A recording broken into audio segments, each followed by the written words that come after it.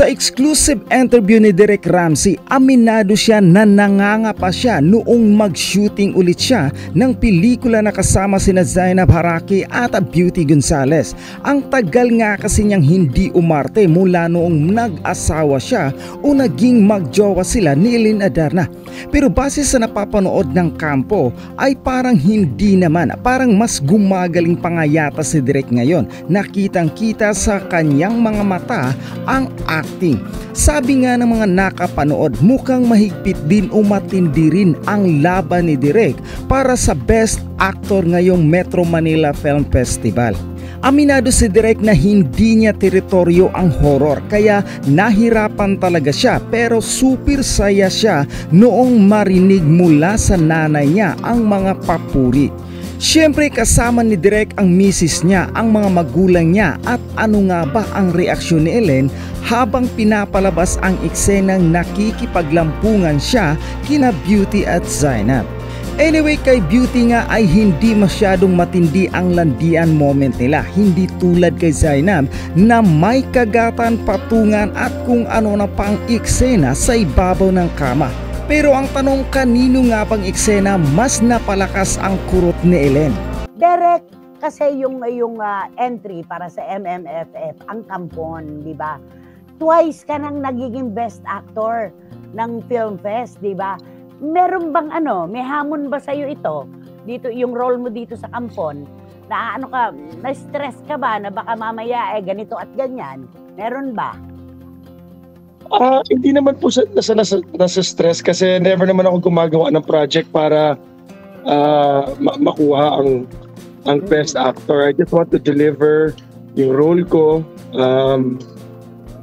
Kaya nga ng mga sinabi ko dati, kapag yun talaga yung nasa isip mo, baka yung mga eksena na ginagawa mo sa kasama yung mga ibang actors mo, baka hindi magtugma kasi ikaw you're trying so hard to do your best. Dapat kasi magbigayan kayo eh.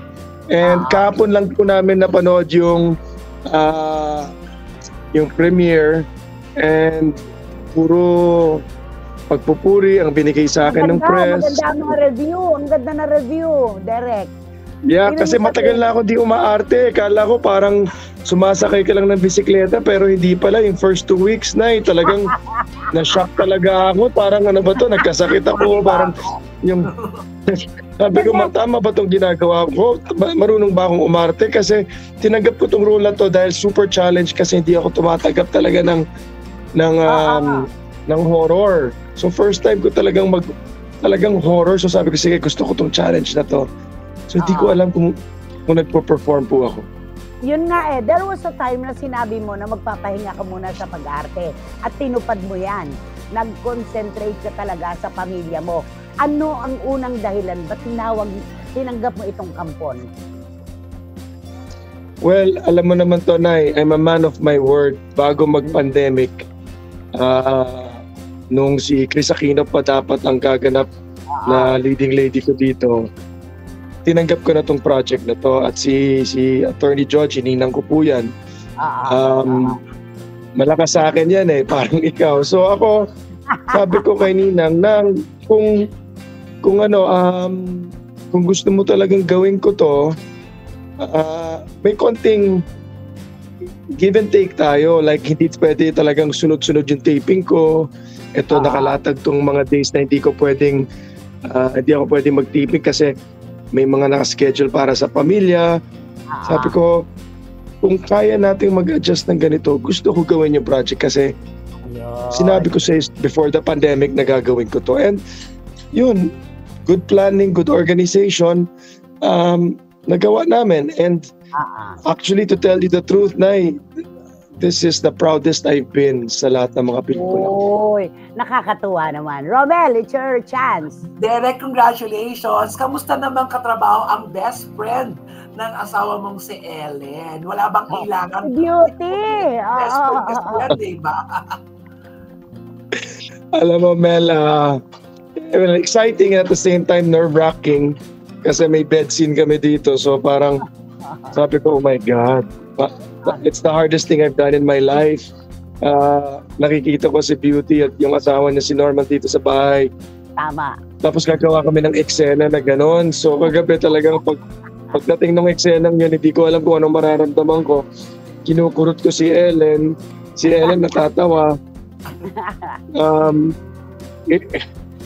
Sobrang hirap. Talagang dinelay ko ng dinelay. Sinabi ko sa ka-production na pwede sa dulo na natin kunin yan. Unahin na natin yung bedsheet namin ni Zainab. Kasi sobrang hirap talaga. Imagine makikita ko sila ngayon magkatabi. Kagabi nakita ko sila magkasama, parang sobrang awkward. Meron ako nakikitang isang napakagandang babaeng dumadaan-daan sa likuran mo. Meron ako nakikita dyan. Of course, ang nag-gift. Ito nga, napakagandang asawa ko ay nakaupo. Yes, Lagi yan. I know. Hi, Ellen! Nanonood ng Malapit ka na. Christopher Minnie. Oo, syempre. Kung nasaan si Derek talaga. Nanonood Kumakain po. Lagi yan nakaupo sa lapag. Ayan. Samantala, napag-alaman natin at isiniwalat ng aktor na si Derek Ramsey na nagbubuntis umano ang kanyang partner na si Ellen Adarna. Ayon sa ulat ng Frontline Pilipinas, nasa Spain umano sina Derek para ipagdiwang ang birthday niya at ng kanyang ina nang malamang buntis si Ellen. Pero pag uwi ng bansa ay hindi raw ito natuloy dahil nag-spotting umano si Ellen at sinugod pa sa ospital. Pero desidido pa rin umano silang itutuloy ang naudlot na planong magkaanak, lalo pat natuklasan nilang hindi naman sila baog pareho.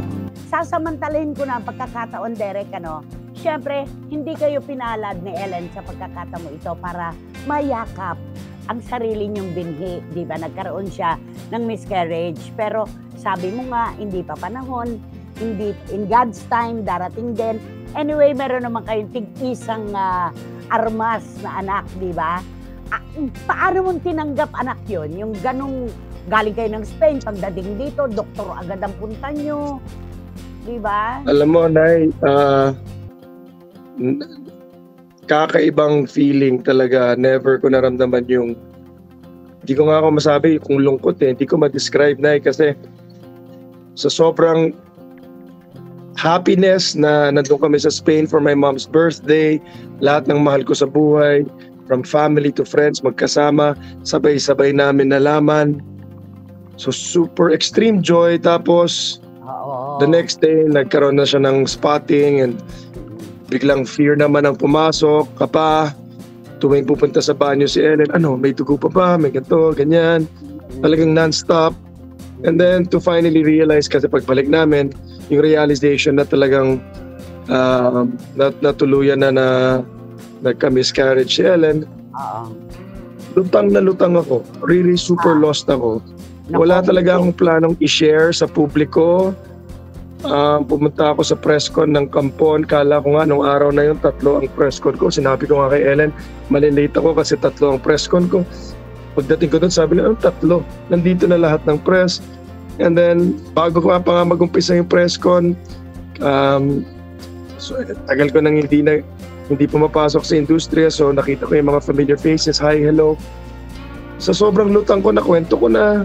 Parang, knowing you, passing lang. Oo. Yeah, Ikaw yung tao na from day one kilala kita bilang isang pamilyadong tao. Sobrang halaga po para kay Derek Ramsey ang kanyang pamilya. Kaya alam ko kung ano naranasan nyo. Sobrang bigat, sobrang bigat lang. Talagang lutang na lutang kami ni Ellen. Actually, few days lang kami talaga ni Ellen na hindi namin pinag-usapan, pero first time namin mag-asawa na yung nag-quality time together. Kahit lang nakahiga sa kama, hindi pinag-usapan yung issue, pero at least yung nandun kami para sa isa't isa kasi parang lutang na lutang kami pareho. Tsaka tinginan nyo palang nagkakaunawaan na kayo, di ba?